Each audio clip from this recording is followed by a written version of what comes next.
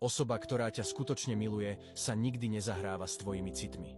Skutočná láska je o rešpekte, úprimnosti a starostlivosti. Milujúca osoba nezraní tvoje city a nebude hrať hry ani manipulovať tvojimi pocitmi.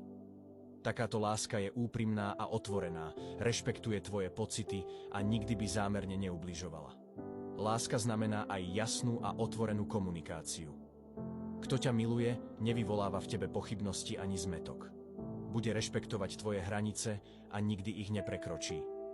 Milujúca osoba nepoužije tvoje slabosti proti tebe, ale naopak, podporí ťa a pomôže ti rásť.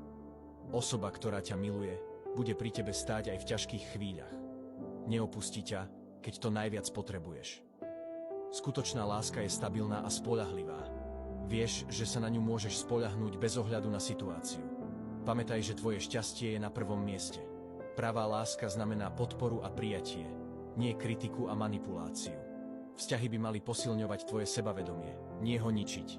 Buď si vedomý svojej hodnoty.